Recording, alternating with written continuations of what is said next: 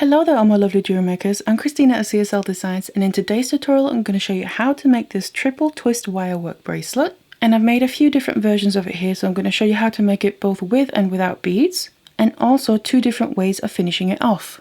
But if you want to learn how to make your own, then keep watching.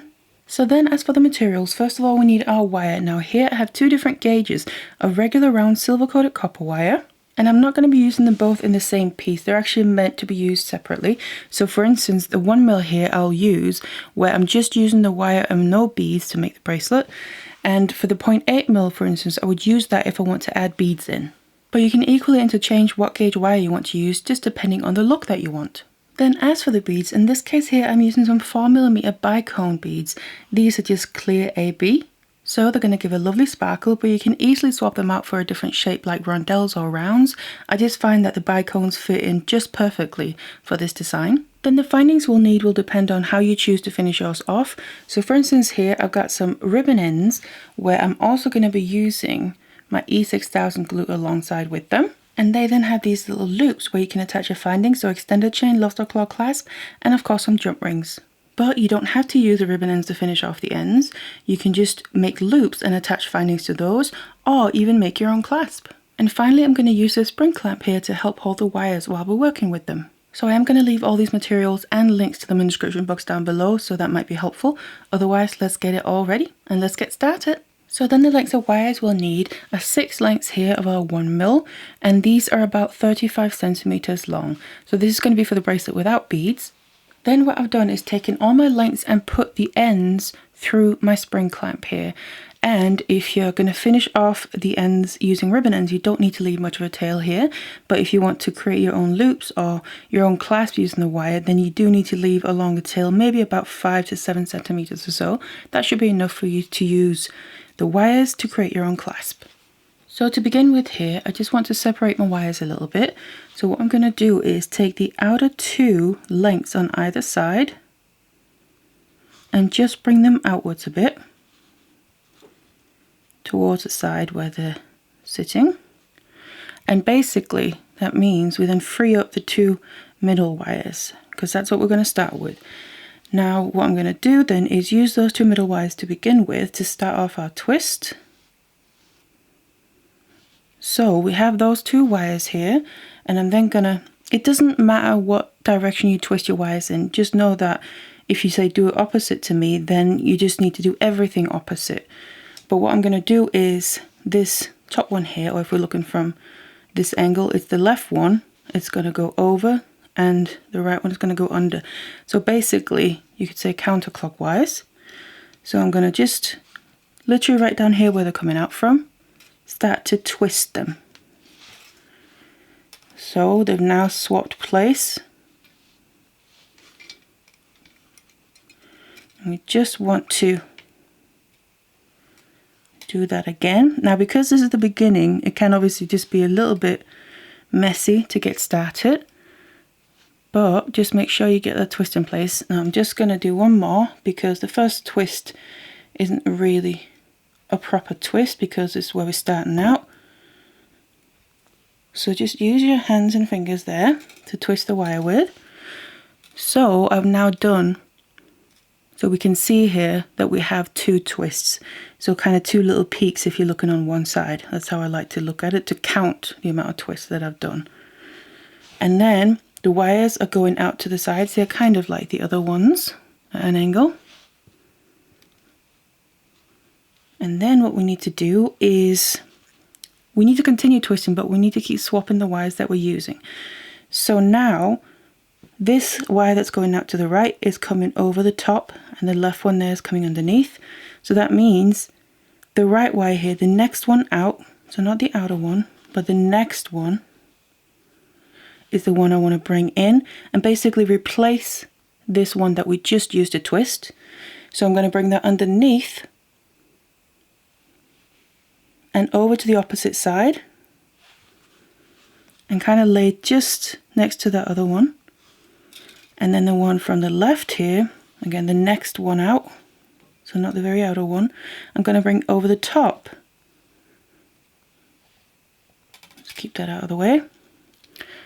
And that's going to lay next to the right one here. And I want to make sure that it's all going to lay flat, so I don't want it to overlap over the top like this. We need it to kind of lay next to it, right above it. So something like that. And then what I'm going to do is, instead of twisting the 2 wires that we already did, I'm going to twist the 2 new ones right above them, but in the same direction. So again, counterclockwise. So just these 2 new wires, and I like to put my fingers right below there to kind of keep hold of everything. So twist them once. You can see we created one little peak, and we want to do one more to get another twist. So that's 2 twists, and you can then see we have 2 little peaks on one side, or the other side as well for that matter. And then we're still yet to use the last 2 wires there, so the outer one on either side, and I'm just literally going to do the same thing. So I'm starting just with the right one, and that comes underneath all the others, and then just lays into and sits right next to the one on the left side there. Another one from the left side goes over the top and sits next to the top one here that we just used on the right side. And you can see they're just slotting perfectly. I'm then going to lay my finger behind, my thumb in front here, and keep hold of that nicely, while I then take these 2 new wires and twist those in the same direction. So 1 twist and 2 twists. So now you can see we've actually gone through and used all of the wires, and this is now basically the pattern and what we're going to keep doing. But now they're all in place because obviously we've actually used them all now, so it's easy to see. Now we just need to go down to the bottom ones. We finish the twist, so we go down to the bottom ones, and on the right I'm always going underneath and laying that above the one on the left, and on the left one I'm always going over, so that slots in with the one on the right. And then you put your fingers in place to hold on to everything and do your 2 twists. So 1 and 2. And again, you can double check, make sure you do the right amount of twists by counting the peaks on the sides there. And continue, same thing. The right one goes underneath, and I'm kind of bringing it over gently, so I'm getting a bit of a curve on the outside edge here. And the left one goes over. Slot them into place, put your fingers to hold on, and then do your twists. Just like that. And that is all there is to it. You just continue like this for the length that you need. So now I continued and I used up all my length of wire. Then we can remove the spring clamp. And what I just want to mention is that you find that it becomes a little bit uneven. You can do this along the way as well. You can take a pair of tweezers nose pliers or chain nose pliers here and kind of go in and adjust them a little bit. So for instance, if you find that one is a bit tighter or smaller and it looks a bit too uneven, go in and put your pliers through and kind of open them up, or you can obviously, the opposite, squeeze them a bit closer together if they're too wide. So you kind of adjust that after to get it a little bit more even if you find that it isn't quite as even as you'd like it. So I'm going to be starting out in the same way here. So first of all, I'm separating out the outer 2 wires on either side. So we are left with the 2 middle ones. And we just want to start doing the twists again, just like I showed you before. So I'm going to twist the 2 middle ones here in the exact same way. Again, just doing an extra time because this is right at the beginning, so the first twist never really forms completely. And so that's 2 twists there. Then we want to take the next ones out. Same principle, I'm doing it in the same direction, so I'm bringing the right one here under, and then the one from the left side, the next one out, goes over. And then we pick those two out, keep hold of what we've already made, and twist these two once and twice. And then just use the last ones as well. So the right one comes under and the left one goes over. And we put in our 1 and 2 twists. So just like that. So this is the point now where we've used all of the wires, at least once obviously. And now I'm going to start adding beads in, because now we're going to get into the proper pattern. So the only thing that's different is basically adding the beads, otherwise everything else is the same. Just push that one a little bit. And what I'm going to do is, obviously the next ones we're due to use are the bottom two here. But before I start moving them, I'm just going to get to the end of one at a time, grab one bead, add it onto that end, let it drop all the way down there. And then same with the other side, get to the end, grab a bead, and let it drop all the way down until they can't go any further. And then we just want to repeat the same thing. So the right one goes under and slots in there. Left one goes over and slots in. And that's going to make the two beads here sit right perfectly on the outer edge. Now again, hold on to everything with your finger and your thumb, and do your twists. So these wires and the beads will stay in place. 1 and 2. Like that. And we just move on, same principle. And now every time before we move a wire, we want to add a bead. So again, the next wire I'm due to use are the new bottom ones. Add 1 bead to that. And then we'll go to the other side and add 1 bead to that. So they're set there ready to now bring the wire, the right one, underneath. And you can see, especially the bicones here, they're just slot in perfectly because of the shape. And the left one over. And then we do our twists, keep hold of everything with our fingers. And do the twist once and twice, and then the beads are fastened in place there, locked in. And then you just basically want to continue doing this, and you're going to end up then having beads along the outer edges on both sides. So again, grabbing the new bottom wires, add a bead to one side and add a bead to the other side.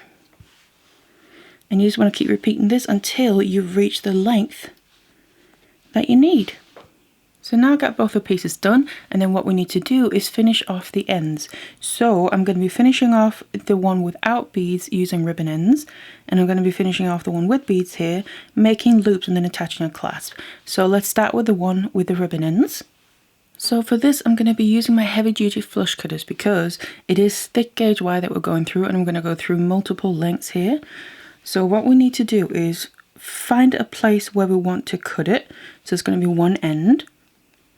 So I'm just going to start here, and I'm just starting where the kind of inner point is. So kind of the narrowest point.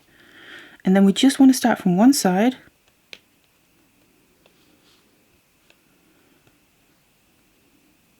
Like that, and literally go across, straight across to the other side, cutting off the length of wire a bit at a time.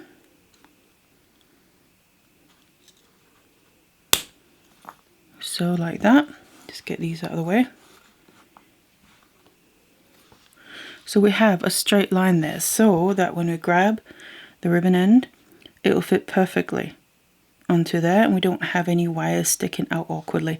Now what we can do is just push the outer ones in a little bit just to make sure they're not going to stick out on the sides either. So there we go. And then I'm going to grab my glue alongside a toothpick just to help apply it. And then I just want to get a little bit of glue onto my toothpick to be able to then put it inside of the ribbon end here. So I just want to put it on the inside walls, you could say. Make sure to cover them. Now we don't need to fill it up per se. As you can see, it's not filled up, just enough to cover the walls. And then what I like to do is take whatever I've got left here and put it at the end of the piece there, so where I cut off the excess, and just get it in between the wires and the nooks and crannies. And if I need to, sometimes I feel I could just do with a little bit more, just so we can really get the glue in there. Because then when we put the two pieces together and obviously let it dry, they're going to adhere really nicely together and be nice and strong. So something a bit like that. Then grab the ribbon end there and place it over the end, and then I'm just going to grab my flat nose pliers, and I like to kind of put the piece in my hand and then put a finger on either side to try and hold it steady in the middle, and then we just need to start squeezing this down. Now I don't like to go into one place and make a big squeeze. I like to do it gradually, a bit at a time, from side to side. And then when I'm almost all the way down, I just check it, that it's not slipped too far off and it's not too far to one side. And if it is, you can still adjust it. But then I go in and do a final squeeze, make that nice and tight. And I also just like to push the ends together, just like that. And then of course, we just need to leave the glue to dry once we've also repeated the other end. So you just want to measure from this end, however long you then need this to be, obviously taking the clasp that you're going to add into account as well. So I'm then going to finish off the beaded version here, where I'm going to make some loops that we can attach our findings to. So what I want to do is, I'm just going to show you on one end. Now the wires that are coming out to the sides here that are closest to the beads, what I want to do with them is the final twist that they have, I want to kind of continue it and bring it through the gap here. So it can be a little bit fiddly. Sometimes it can be helpful to use some pliers to help push it through to the other side. So as you can see, it's gonna start coming out there on the other side. So just keep pushing it through.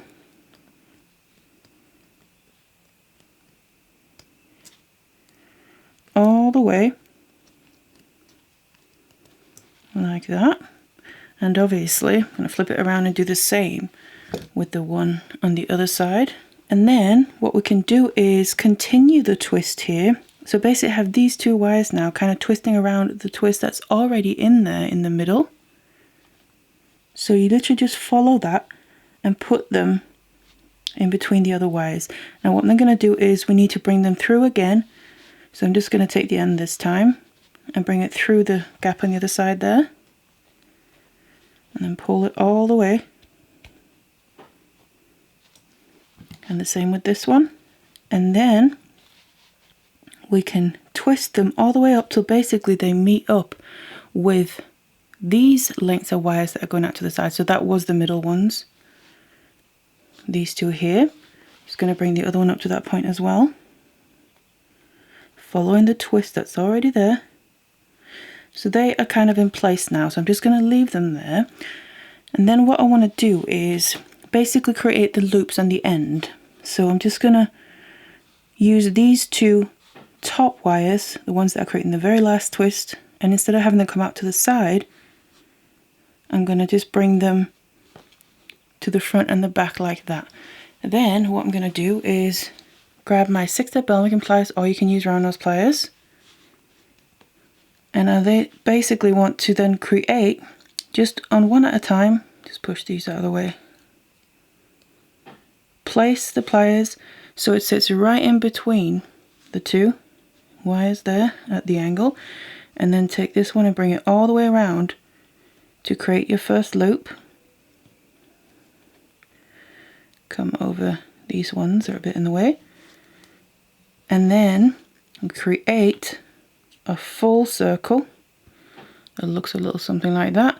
I'm going to flip it around, do the same on the other side, but now I'm going to make sure that when I'm placing my pliers, I'm putting it through the loop that we just made, to make sure that this loop on the other side is going to be in the exact same place.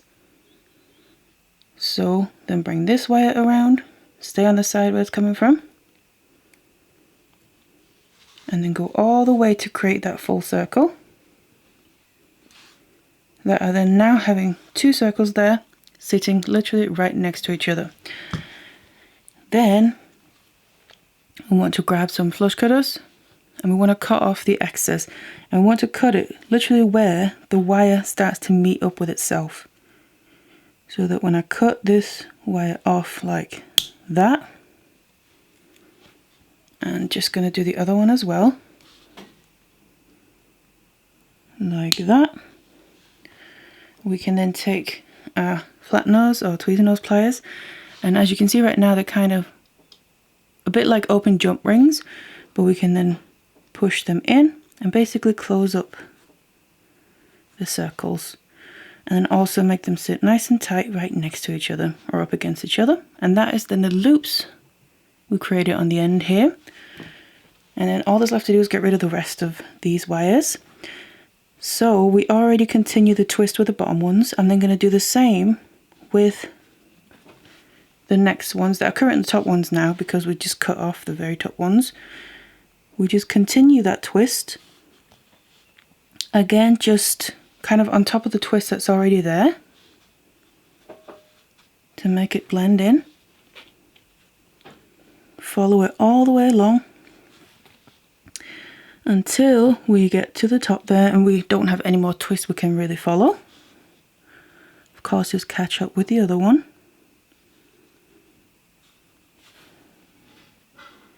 Something a bit like that. And then all that's left to do really is cut all of these off. Now, this is then just being mindful of where you cut them. So if we cut the bottom ones first, you're going to be able to see that we have a little space here, kind of right where the wire starts to come out on that side where the bead is attached to. So I want to cut off this excess wire so that when the end is left,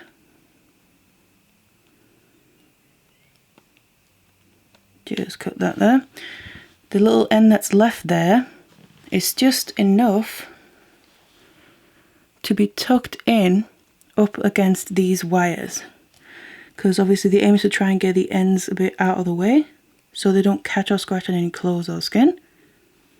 So just squeeze that in nicely and make sure you can't feel it. And then same on the other side. Just cut off the excess. And then just make sure to squeeze that down. And we just have the two left, and up here it's the same principle. We want to basically cut it off so that what is left of the end, once we've cut it, it's going to kind of get hidden underneath the loops here. So go in and cut off the excess.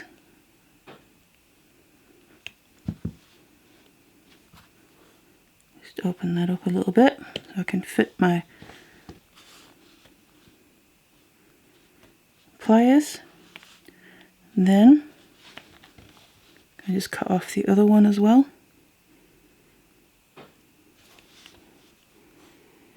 Bring it around, cut off the excess, and then of course, like before, make sure to just flatten them down so they're not sticking out unnecessarily. and they're kind of then going to be hidden away underneath the loops there on the end. And then you have your loops ready to be able to attach your findings. And once you've then attached your clasp, all that's left to do is shape the bracelet. So you can either shape it around something that has the size and shape you want it to have, like a bracelet mandrel or anything you have handy, or you can just use your hands and fingers. So just go into one place and start putting a curve into it. Now don't make a big bend because that'll put it out of shape, but just gradually put more and more of a curve, going back and forth. So as you can see, we're getting that curve in there. And then obviously the aim is to bring the two ends closer together so we can actually use the clasp. So that's how to make this triple twist wirework bracelet that's very elegant and intricate looking, even though the technique to make it is actually quite simple. So of course you can completely customize it to how you prefer it to look, whether you want to use beads or not, or what colors or materials that you choose to use. So these pieces will be for sale, but not just yet. They'll be going in my new shop, which I'm currently working on setting up. So if you want to stay up to date with when my new shop is going to go live, I recommend that you sign up to my newsletter. I'll leave a link in the description box down below, but you can also sign up to that on my website, CSLdesigns.uk. Otherwise, I really hope you enjoyed this one. Thank you so much for watching it, and I'll see you in the next one.